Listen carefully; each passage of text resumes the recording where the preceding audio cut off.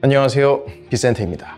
오늘은 부동산 보합장이 어떻게 진행이 되는지와 그에 따라 갭 메우기가 어떻게 진행되는지 설명을 한번 드려보도록 하겠습니다. 지금 서울장이 굉장히 엄청난 이제 불장이었죠. 특히 처음에 강남 3구부터 시작을 해서 용산구, 마포구, 지금 성동구까지 엄청난 상승을 해오다가 대출 규제가 굉장히 강화가 되면서 엄청난 상승이 잠깐 지금 푹 끌어지는 듯한 그런 상황이 좀 나오고 있는 것 같아요. 엄청난 급등장이 있은 이후에 어떤 식으로 부동산의 보합장이 이렇게 오게 되는지 그 상황을 제가 한번 설명을 드려볼까 합니다. 그리고 그에 따라서 어떻게 갭 메우기가 이루어지는지, 그리고 이에 따라서 우리가 어떤 행동을 해야 하는지에 대해서 한번 말씀을 드려보도록 할게요. 예시를 하나 들어보겠습니다. 시세가 한 10억이라고 칩시다. 엄청난 상승장이 옵니다. 엄청나게 매수세가 확 붙습니다. 원래 시세가 10억이었는데 12억으로 정말 한 일주일, 2주일 사이에 거의 갑자기 훅 이런 식으로 뛰어요. 이 매도자가 매도하려는 금액에 한 1,500, 2,000을 갖다가 그 자리에서 바로바로 막 올려버려요.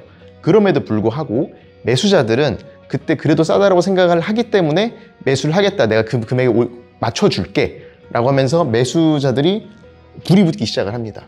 엄청나게 그래서 가파른 상승이 갑자기 이루어지게 되죠. 근데 문제는 이렇게 되면 매수자와 매도자들 간에 생각이 차이가 생기기 시작을 합니다. 무슨 말이냐, 매도자는 이게 10억에서 갑자기 12억으로 금액이 확 올랐잖아요.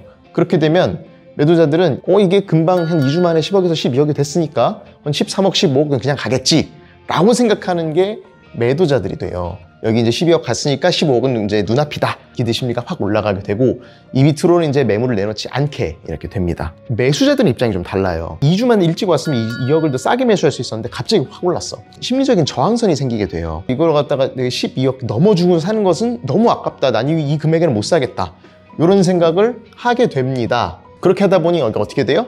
매도자와 매수자 간에 의견 차이가, 그 금액에 대한 의견 차이가 엄청 생기게 됩니다. 호가는 매도자들이 원하는 금액이고 실거래가는 매수자와 매도자들 간에 합의가 이루어진 금액이거든요. 근데 호가는 엄청나게 뛰어. 근데 매수자들은 그 가격에 매수할 생각이 없어. 이게 쭉 가니까 어떻게 돼요? 거래량이 줄어들게 됩니다. 서로 맞지가 않으니까요. 이 상황이 쭉 이어지게 되는 게 약간의 보합장이 좀 한동안도 한 몇 개월간 이렇게 좀 지속이 좀 되다가 매도자들 중에서 급한 분들이 생기기 시작을 해요. 금매가 하나씩 떨어지기 시작을 합니다. 잔금을 쳐야 한다든지, 혹은 언제까지 어떤 급히 돈이 필요하다든지, 여기에 따라서 12억에서 한 11억, 11억 5천 이 정도까지 되는 금액에 금매가 하나씩 나옵니다.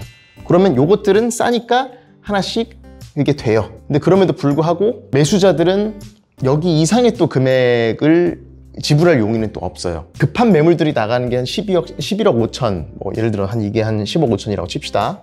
이 정도 금액이 매수자들이 생각하는 금액의 마지노선이 되고, 매도자들은 이 금액을 팔 생각이 없게 돼요. 버티자, 나는 이 가격에 못 팔겠다, 난 이미 12억을 받는데 10억 5천 이렇게는 안 될 것 같다, 이런 생각을 하고 매물을 거두고 버티기 시작을 합니다. 매수자들도 마찬가지예요. 여기서 이미 한번 매수 심리가 꺾였으면 이게 다시 살아나기가 조금 힘들어요. 그러면 어떻게 되느냐, 여기 있던 그 매도자들의 관심이 다른 급지로 넘어가게 되는 겁니다. 여기가 10억짜리 1급지였어요. 예를 들면 강남, 3구, 용산 이런 것들이겠죠. 이런 게 너무 비싸진다고 생각이 드니까 다음 급지는 보니까 좀 덜 올랐거든. 그래서 다음 급지로 넘어가게 된 거예요. 대표적인 예시가 바로 마포, 성동 이런 곳들입니다. 그래서 최근에 강남 3구 서초 강남 이쪽이 엄청나게 오르고, 그 다음에 성동구로 흐름이 넘어가서 최근에 엄청나게 오른 겁니다. 그렇다면 여기가 너무 올랐다, 여기처럼 너무 과열됐다는 생각이 들면 그 다음에 매수자들은 어디로 갈까? 그 다음 급지로 넘어가게 되겠죠. 동대문이 가장 최근에 엄청나게 이미 올랐어.